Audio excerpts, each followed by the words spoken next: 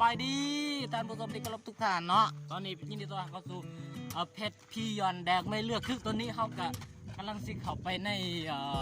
อีหยังวะแหล่งท่องเที่ยวแบบอนุรักษ์อุทยานภูผาสุกยินดีต้อนรับเพิ่นว่าเนาะโอเคเขาตอนนี้เขาก็รู้สึกว่าหิวหลายเขาก็สิเข้าไปรู้จักแล้วจะกินหยังเนาะโอ้ยมีอาหารไข่เครื่องของเขาเจ้าเนาะโอเคตอนนี้เขาก็เข้าไปแล้วโอเคฮัลโหลมีคนสบายดีมิตรจิรีโอ้บุมีคนไหมโอเคเนาะซีแมนเขาเจ้าอยู่หลังหานเนาะโอ้สบายดีโอ้สบายดีอันนี้เจ้าของห้างเรายืนอยู่พี่เขาเราบ่เห็นโอ้5,000ตอนนี้เขาก็มาพักนะหรือว่าเขาได้เดินทางไปแล้วหรือว่าเมื่อยสมควรตอนนี้เขาจะกิน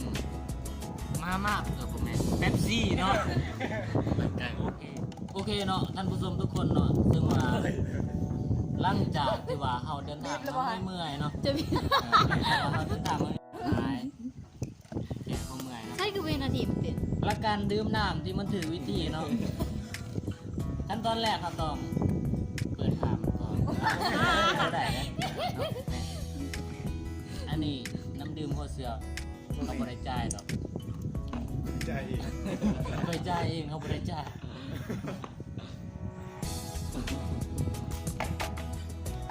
สดชื่น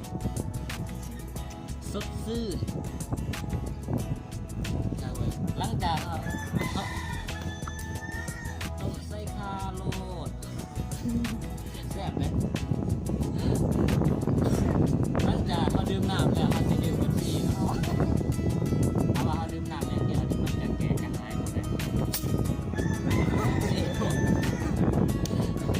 น้ำอารมณ์อันนี้น้ำอัดลมเรียกว่าเป๊ปซี่ผมเป๊ปซี่นี่เนาะนี่น้ำดื่มเป๊ปซี่เด้อ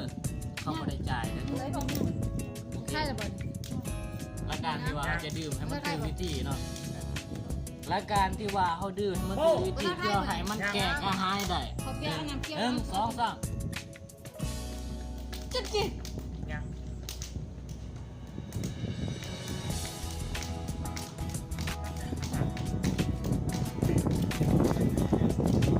ยากสีแดง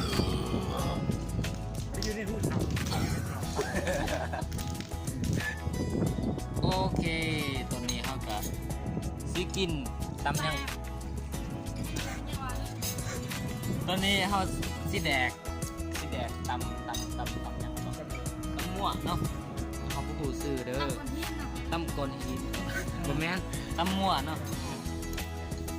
โอเคเขาจะทำการแดกเลยตัวนี้ท่านผู้ชมที่รับชมคลิปนี้อย่าลืมกดติดตามเพชรพี่ยอนแดกไม่เลือกนะเด้อนี่คำที่1มาแล้วอีกคำหนึ่งโอ้ขับปวดครับต่างแค่ไหม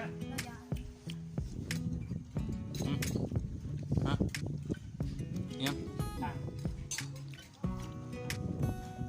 เกิดว่าเอกลักษณ์กูจักโมเมนต์เกิดคาแรคเตอร์โมเมนต์เอกลักษณ์โอเคอันนี้ก็คือมะเขือเทศโมเมนต์มักเล่นภาษาลาวเขามักเล่นกินร้านๆนี่ที่เขาบอกว่าจะมีผิวงามผิวสวยเนาะท็อกว่ะ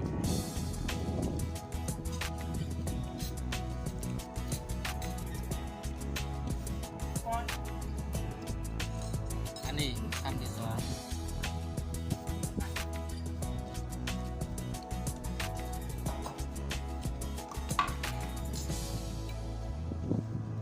คำที่3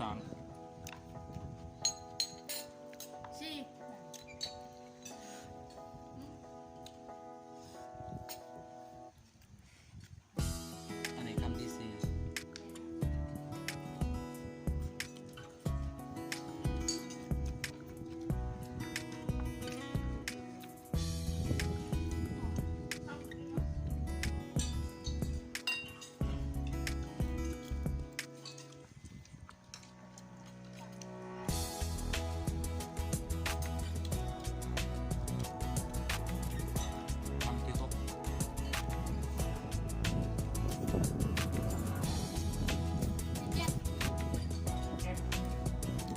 เนาะ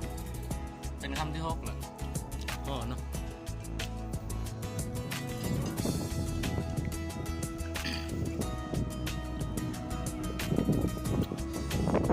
ฝากทุกคนในเด้อกดติดตามเพจพี่ยนต์ได้เพื่อเราจะอัพลงคลิปมาเรื่อยๆเนาะโอเคบ๊ายบาย